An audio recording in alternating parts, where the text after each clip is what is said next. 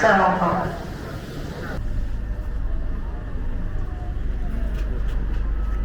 ایستگاه بعد فردوسی.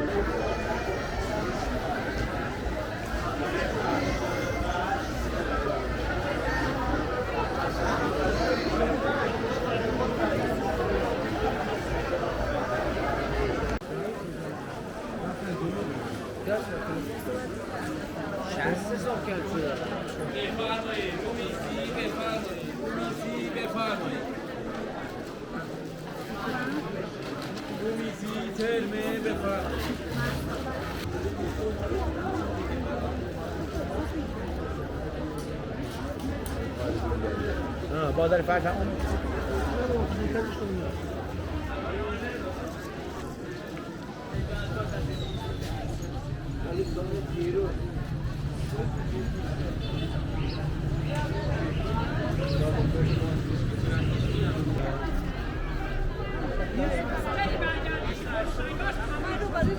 هیچ جایی قیمت گیر نمیاد.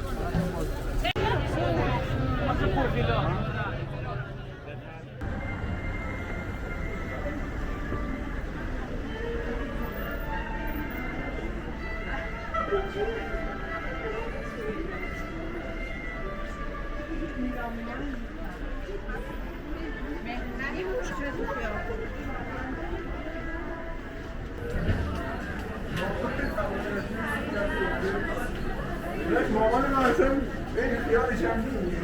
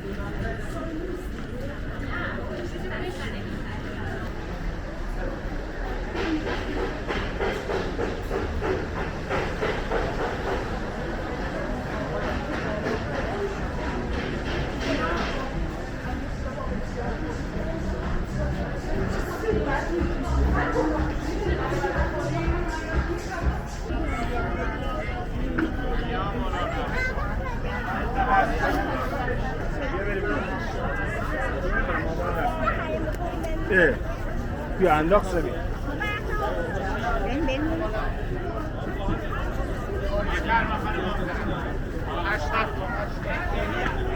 نمک بزنم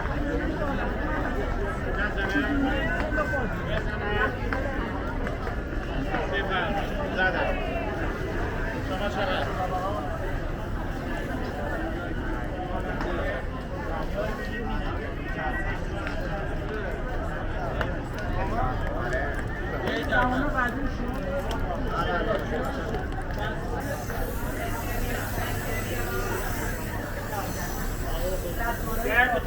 گرد تاسه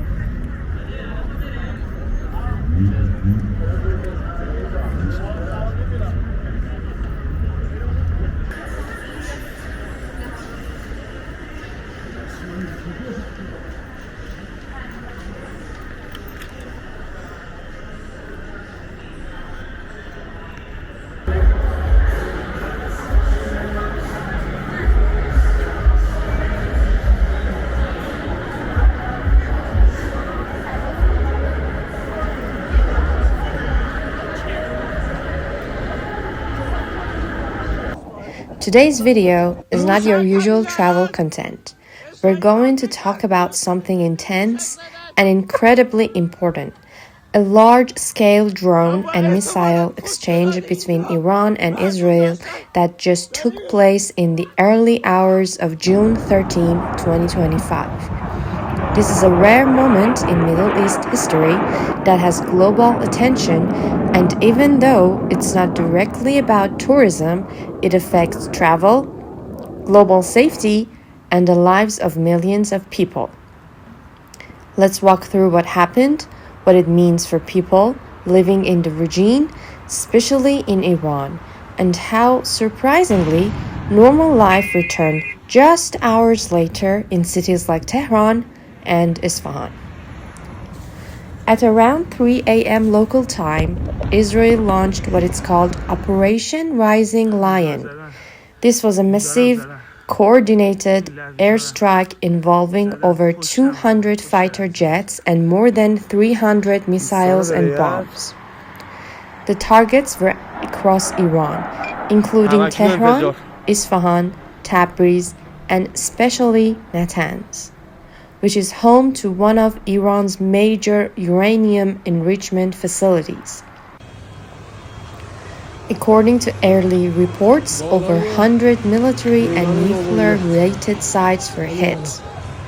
Among those reportedly killed were high-ranking RIGC commanders such as General Mohammad Bagheri and General Salami, along with several nuclear scientists involved in Iran's controversial enrichment program. Israel officials claimed this was a preemptive strike to stop Iran from developing nuclear weapons. Prime Minister Netanyahu said Israel would never allow a nuclear Iran, and after months of rising tension, the military acted in defense of the nation.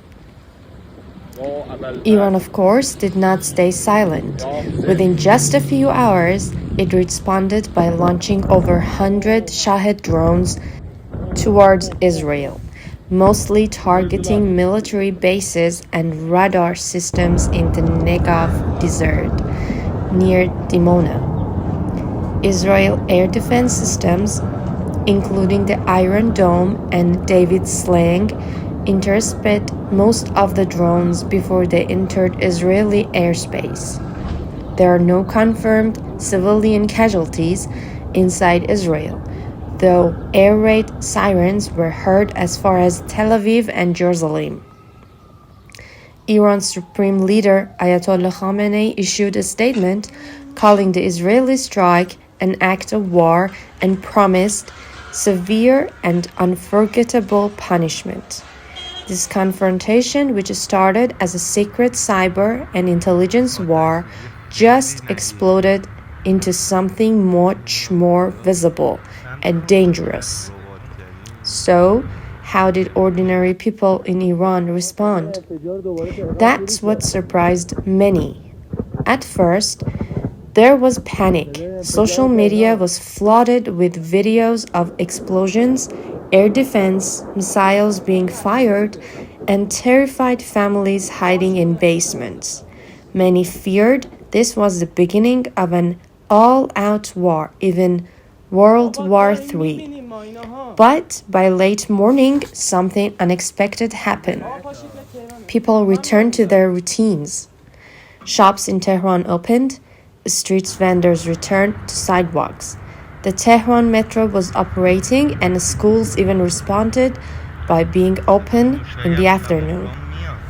In places like Isfahan and Shiraz, life also resumed fairly quickly.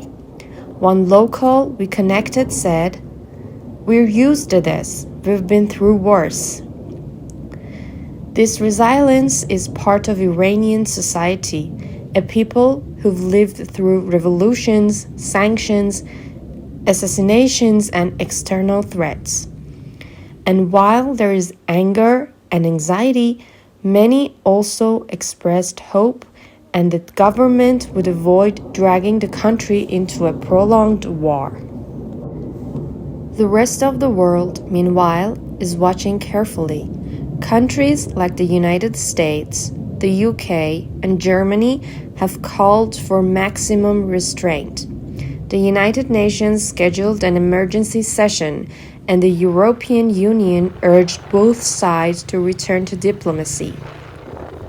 Oil prices shot by nearly 9% just this morning, and regional airspace closures caused widespread flight delays and cancellations across the Middle East.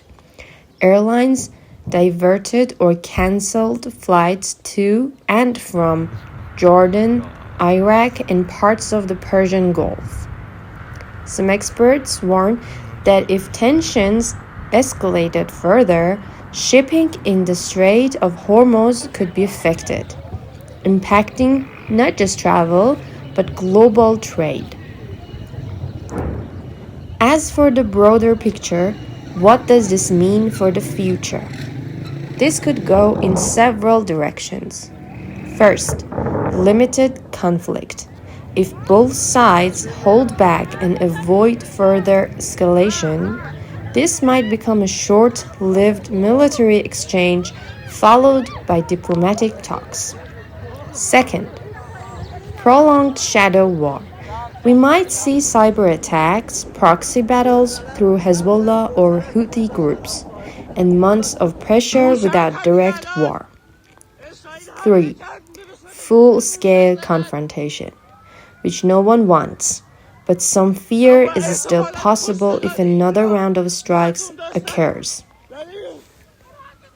What's also at risk is the upcoming nuclear negotiation, which was scheduled to take place this weekend in Oman. That now seems unlikely. From a traveler's perspective, should you be worried? If you're planning a trip to the region, especially Iran, Israel, or nearby countries, it's important to follow your embassy's travel advisors.